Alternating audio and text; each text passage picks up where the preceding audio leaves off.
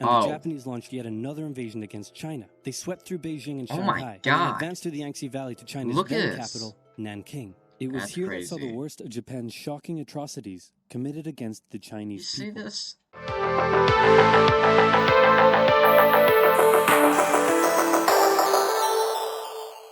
Hello everyone and welcome back to another video by me, Entertainment Factory 16. For today's video, as you guys can see, we're doing another reaction video to another famous YouTuber's most popular video. And the famous YouTuber it's going to be for today is OverSimplified. And the video he made is called World War II Oversimplified Part 1. And it currently sits at 90 million views since it's 6 years ago that it was posted. And before we get into the video, if you guys can please hit that like button and hit that subscribe button.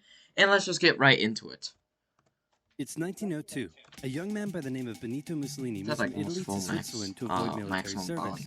He gets big into socialism, working for trade unions, writing for socialist newspapers, advocating a violent overthrow of European monarchies, the whole shebang. This gets him into big trouble with the Swiss police, so he gets arrested, sent back to Italy, set free, returns to Switzerland, is arrested again, goes back to Italy again, completes his military service after previously avoiding it, and then after a brief stint as an elementary school teacher, he finally returns to work as an avid socialist. His speeches and journalistic abilities made him famous among Italian socialists. He was anti-war, so when Italy colonized Libya in 1910, he rioted and got arrested. Then World War I came along, and once again he protested Italy's involvement. But then he thought, wait a minute, this war could bring about the social climate needed to overthrow European monarchies and bring about the socialist revolution everywhere. And suddenly he was pro-war, but his fellow socialists didn't like his new pro-war stance, so they kicked him out of the party. So then he said, you know what, I'm done with socialism. We need something new, not based on class divisions tearing us apart, but based on unity through nationality. We'll conquer the Mediterranean and reunite all Italian people just like the days of the Roman Empire. I'll call it fascismo, and it will guide the Italian nation to greatness. That's all well and good, Mr. Mussolini, but what kind of haircut am I giving you? Let's go with... bald. Oh my god, you gotta be kidding me. Bald? Is that why Benito Mussolini was bald? What is all this? The heck, man? Just all the dancing. World War II. Italy had been on the winner's side in World War I, and they hoped they were going to get a lot out of it, but in the end, they only got a little, and they felt cheated. On top of that, a bad economy and weak governments meant that the Italian people were a little unhappy. So when Mussolini came along and said that he could fix everything, his fascist movement gained a lot of support. In 1922, he went to the king and said, make me prime minister, or I'll make me prime minister. And the king said, you and what army? This army. That army. Fair enough. Then he went about establishing a dictatorship with himself at its center. Europe had its first fascist dictator. Next up, Germany. Germany had been on the loser's side, and they got absolutely wrecked by the Treaty of Versailles. They lost territory, had to demilitarize the Rhineland, had to reduce their army to just 100,000 men, couldn't have an air force, had to pay the Allies a huge amount of money that it didn't have. And a new rule was established that every Englishman withheld the right to walk into the center of Berlin, pick out any German they wanted, and spank the hell out of them. I made that last one up, but it helps you understand how all this felt. There's no way. On top of that, a bad economy and weak governments meant that when a small angry man with a silly mustache came along and said that he could fix everything, the German people loved it. Hitler had been a soldier during World War I, and he was crazy patriotic. And nobody was madder than him about Germany's humiliation. He helped start a new political party, and in 1923 attended a march on Munich with his boys. And then he got arrested. But his popularity grew and grew, and in 1933, the president made him chancellor. He believed he was Germany's great destined savior, and he went full megalomaniac, establishing a dictatorship with himself at its center. Europe had fascist dictator number 2. Hitler and Mussolini had a lot of the same ideas, but more importantly, they had the same enemies, and they started to get along. Anyone else want to be friends? Franco? The Spanish Civil War right there. I do. Who's that? It's Japan, and they've taken over northern China. Let's rewind. Independence, that's what they wanted. Japan had isolated itself from the rest of the world for over 200 years until the Americans showed up. Of course, Americans. You're gonna like it. Then the Western powers imposed a bunch of unequal treaties, meaning Japan's economy was bust. They also had no natural resources, so they decided to go get some. They went to war with China to gain a sphere of influence over Korea, and they took a bunch of China's stuff. But then the West said, hey, cut that out. And since Japan couldn't take on the West, they said, okay, I guess we'll just go home. Wait a minute, what are you doing? Taking advantage of a weakened China and setting up spheres of influence. But I was the one who weakened them. We know. And you guys didn't let me have anything. We know. That seems unfair. We don't think so. Yeah, of course I don't think so. Okay, see ya. So Japan thought, screw this, and went to war with Russia, and stunned everyone by actually winning. Then they fully annexed Korea, but they didn't stop there. In World War I, they took Germany's colonies and islands in Asia. And then in an incident that was maybe staged by the Japanese army, a bomb blew up a Japanese colony, giving them an excuse to launch an invasion and take over. So here's the situation. Nazi Germany, Fascist Italy, and Japan all believe they're racially superior, all feel hostility towards the Allies, and all want to militarize and take over more stuff. And so they did. Let's start with Germany. Hitler hated the Treaty of Versailles. Yep, and like I said, the Treaty of Versailles is what mainly caused the start of World War II. The first Luftwaffe squadrons were set up, conscription was introduced, and he pimped up his army. The Allies did nothing. Then Hitler sent his army back into the demilitarized Rhineland, giving orders to immediately retreat if the Allies showed up. The Allies did nothing. With his military appeasement too. He could now move on to step another 2. Cause of he wanted World to War II rapidly increase the Aryan population, and to do so, he needed Lebensraum. Or in other words, he would have to take over the world. But for now, a good portion of Europe would do, and he began eyeing up his neighbors. The Allies finally started to get worried, so they implemented a fairly useless diplomatic strategy called appeasement, and it went a little something like this. Hitler would say, I want that thing, and the Allies would say, you can't have that thing. Okay, you can have that thing, but no more. It really was the war. It literally actually caused the war too, technically. They'd abide by Hitler's word. No resistance. Or not even that, they'd be like, Next, he oh, okay, we'll listen to you if you do this. Watch, you'll see it. The Allies held a meeting with Hitler and said, look, here it is. Hang on. This meeting is about my territory. That's not Shouldn't I come to the part meeting too? Anyway, Czechoslovakia. Really? Yeah. Just like that? Yep. What's the catch? Just sign this piece of paper promising you won't invade the rest of Czechoslovakia. Yeah, that's the appeasement. Then Chamberlain returned home victorious, waving his signed piece of paper in the air, declaring crisis to be averted and signed piece of paper in the air. And we built a statue of Chamberlain in his honor, and every day on the 30th of September we celebrate Chamberlain Day. Hitler's invading the rest of Czechoslovakia. What? He's invading the rest of Czechoslovakia. Yeah. If we know anything about Hitler, he broke his promises easily. You lied to me. What do you expect? I'm Hitler. Not to be I don't think you would say that. You wouldn't just say, what do you expect of Hitler? Like, no. Not yet colonized I get it, but like, so underdeveloped that the people would be defending themselves against our tanks with literal bows and arrows and wooden spears? What? Oh, there is?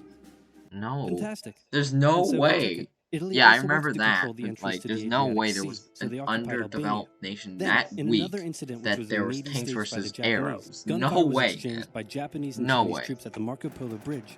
And the Japanese launched yet another invasion against China. They swept through Beijing and Shanghai, and advanced through the Yangtze Valley to China's then capital, Nanking. It was here they saw the worst of Japan's shocking atrocities committed against the Chinese people. You see this?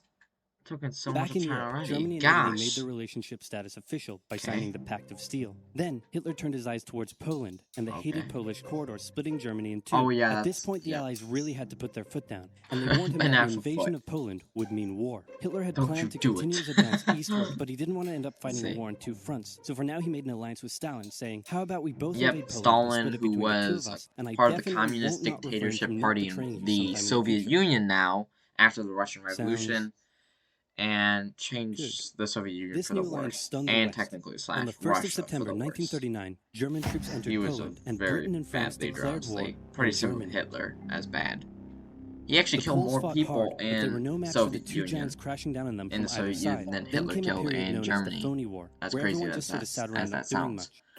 The French had launched a small invasion into the Saarland, but they maintained mostly defensive positions, and after a while decided to just turn around and call it a day. Speaking of France, the French were still super proud of their victory in World War I, and they hadn't really moved on from it. They still used horses, they dispatched messages by motorbike instead of using orders from the commander-in-chief were usually pretty vague, and the troops were rarely inspected.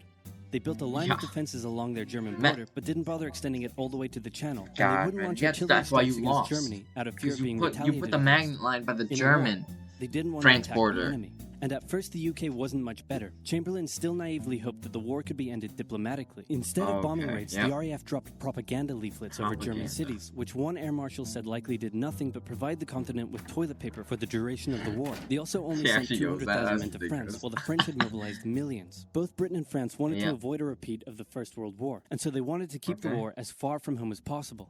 So they turned their eyes north, towards Norway. Neutral Sweden was exporting iron ore to Germany through neutral Norway. So they always asked them if they could and that was making them slowly stronger. Germany, but this request was refused. Then the Soviet Union attacked Finland. Who's this? The Allies said, How about we land troops in Norway and move them across Sweden to go help out your good pal Finland, and along the way maybe take control of all your iron fields. But Norway and Sweden still said no, so the UK mined the waters around Norway to force any transport ships into international waters. Bro. They also attacked a German tanker they found in the area. Hitler realized what the Allies were up to, and he quickly moved to secure his supply of iron ore. He launched an invasion through Denmark into Norway. The Allies rushed to land troops at key ports along the coast, but Germany and we all know that the Allies, of course, lost that. They lost dramatically. The Allies had to retreat. After this slightly embarrassing failure, Chamberlain resigned and was replaced with Winston Churchill, who had a slightly different approach to dealing with the Germans. Hitler's overall strategy was similar to Germany's First World War strategy. Very similar. Attack France, defeat France, knocking out the UK in the process, then turn on the Soviet Union and win the war. During the Cold War, the Allies had given Hitler time to prepare his forces. Now, he was ready to attack. The Allies had wanted to place troops in Belgium, but Belgium had refused, and in a move that surprised pretty much no one, Hitler launched an invasion to get around France's defenses. The Allies charged into Belgium at full speed to meet the German invasion head-on, and it looked like a repeat of the First World War was coming. But this time, Hitler had a trick up his sleeve.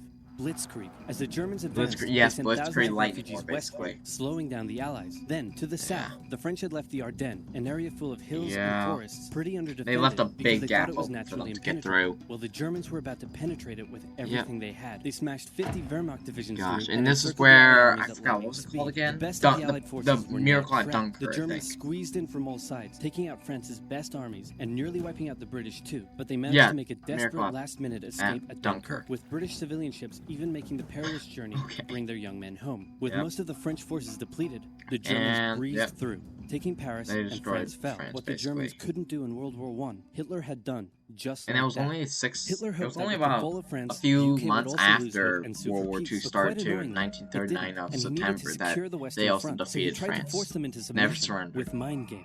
The UK were now all alone, and Hitler wanted to emphasize that. First of all, just before France fell, Italy finally declared war on the Allies, making the UK's situation even worse. Next, instead of just occupying all of France, Hitler occupied the coastal areas for defense, but allowed France to continue its existence as a German puppet state. This way, it looked like the UK's old ally had decided to switch sides. Hitler also hoped that the UK wouldn't attack any of her old allies' navy bases or colonies in Africa, giving Hitler an extra line of defense to the south. But the UK made sure to respond to this by sailing down to France's navy base in Algeria and wrecking a bunch of ships. So have at it.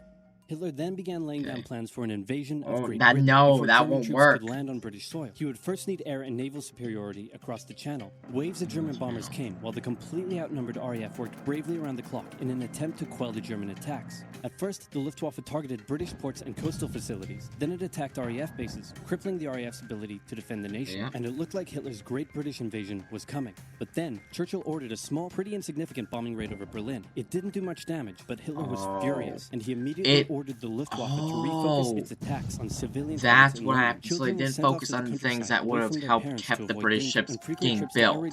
Or not ships, I'm sorry. Their airplanes. If they did, then the German invasion would have happened. They could have knocked out the UK in also gave the RAF breathing space to reorganize. So Hitler kind of shot himself in the foot there. Yeah, he did. He definitely did. Just the foot for now. Finally, the Luftwaffe sent one massive all-out attack on London, and the RAF successfully repelled it, destroying many of the German aircraft and placing air superiority firmly in British hands. Hitler's invasion had to be postponed, but the bombing of British cities continued for some time.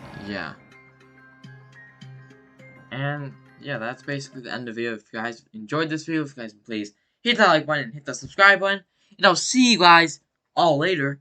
Bye.